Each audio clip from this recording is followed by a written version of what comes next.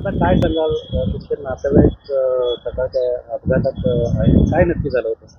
माझ्या भावाचा पोरगा आहे, कृषाल विशाल म्हात्रे म्हणून.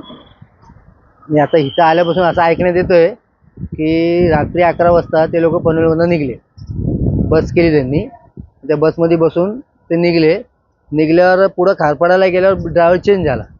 मग तो माट जो पहिला ड्रायव्हर होता तो उतरला आणि जो त्याने तो दुसरा ड्रायव्हर बसला तो दारू पिलेला होता, असा सगळ्यामध्ये गोंगाट आहे.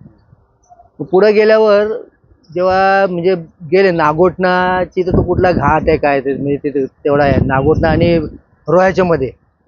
हां, तर तिथं तो घाट आहे ना, म्हणजे ते चढ आहे ॲक्च्युली तर चढणा टाईपमध्ये. तर तिथं बरेच वेळा ॲक्सिडेंट वगैरे होतच असे, असं ऐकण्यात आलं आहे. तिथं गेल्यावर जवळजवळ 3चं टायमिंग आहे, सगळे झोपेत होते.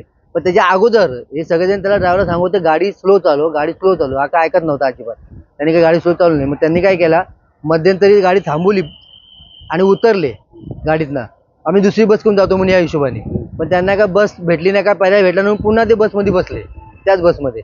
आणि मग त्याच बसमधनं पुढे गेले. आणि नंतर त्यांनी सगळ्यांनी ते लालपरी ॲप म्हणून एक ॲप येतो, त्याच्यावर ऑनलाईन कंप्लेंट पण केली ड्रायव्हरची, का ड्रायव्हर भरपूर गाडी फास्ट चालवते म्हणून. आणि मग नंतर हे 3च्या टायमाला रात्रीच्या हा अपघात घडला. गाडी पलटी केली, 2-3 काय ते 1 का 2 पलटे मारल्या गाड्यांच्या. त्यामध्ये बरेचसे जवळजवळ पनवेल मिरची गळीतली पोरं वगैरे आहेत सगळे, म्हणजे एकच ग्रुप आहे तो, जे जग एका ठिकाणीच काम करतात, ते एका ठिकाणी सर्व्हिसला आहे. तर ते सगळेजण मिळून गोव्याला चालले होते फिरायला. तर ते आज ती ह्याच परिस्थिती अशी आहे की सगळ्यांना भरपूर जणांना मार लागलेला आहे. भरपूर म्हणजे कोणाला खर्चातलं, कोणाला काय झालं आहे, कोण ऑन दी स्पॉट गेलाय पण आहे. पेशंटची बरी आहे, पण त्याचा थोडा प्रॉब्लेम असा का त्याचा एक पाय कट, खाली पंजाचा पाय वरती कट, पंजा पूर्ण गेला त्याचा, तर तिथंच कट झाला तो.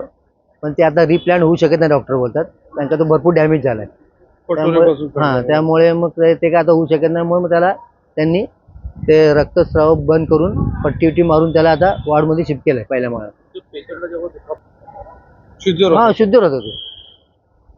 साधारण किती जण होते ते बसमध्ये? काय वाटतं पनवेलचे 20-22 जण आहेत आणि बाकी इतर असे टोटल मिळून काही 35 का 40 जण होते.